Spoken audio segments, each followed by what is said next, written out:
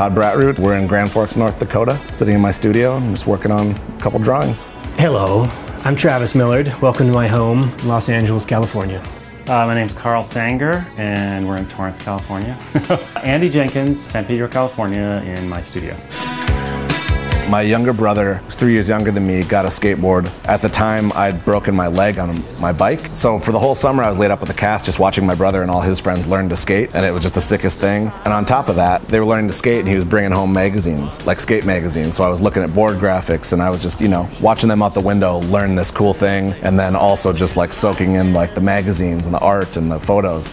God, man, I mean, there were so many. There was like Rob Roscop deck. That was one that was totally like a brain twister for me. It had like different stages of the hand busting through, and then like the full face. I love that stuff, how it kind of was almost like a comic.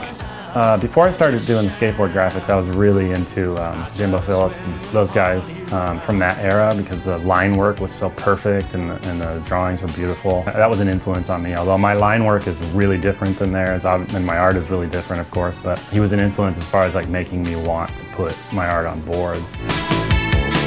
You know, not having a lot of money and going through boards a lot too, buying blank boards and drawing our own graphics and stuff, or like grip tape art especially, tons of that. If I got a cool board graphic, I would try and like draw a shirt of it basically. That probably only lasted a year or two, you know, until I realized it was sort of corny and wasn't turning out that great. Speaking of customization, like not just drawing on stuff, skate stickers, you know, I'd save all the coolest ones and plan out where they were gonna go on the board. You didn't want to put them somewhere where they were gonna get scratched off instantly, so you eventually figured out, okay, this is where this is where the art goes, where it stays and stuff.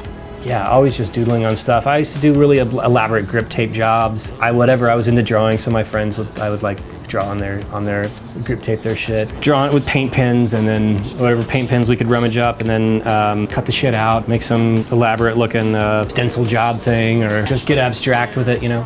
When I was in junior high school, I built a board in wood shop. I pressed it and made a tail on it. It's really a piece of shit, but it was the first board that I did a graphic on. I just pulled out some acrylics and painted some shitty thing. It's the same design as an old Lucero where the dude's behind bars. Like that was what it was, and then it turned out Lucero had a graphic like that a few years later, which was weird.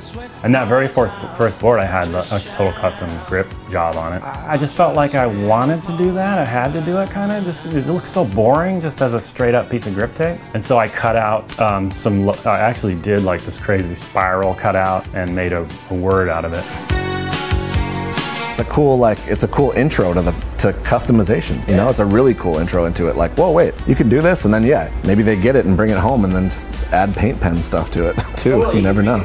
Yeah, I mean, that seems like future technology. To be able to have access to produce your own board. I mean, I just didn't grow up with the internet or any of that stuff, you know. So to be able to have that kind of technology and be able to make your own graphics, I think would be like, yeah, I would do that. Oh yeah, if that technology was around when I was a kid, I would definitely be doing it. I mean, it seems obvious that if you're an artist or you have an inclination towards doing anything that's original or unique or whatever, to have your own stuff, to actually be on a skateboard is pretty crazy. It's always great to support, you know, young artists and young skateboarders. This is like a really great way to do it, and maybe even like break in a little bit. You start doing some rad stuff, people start to notice.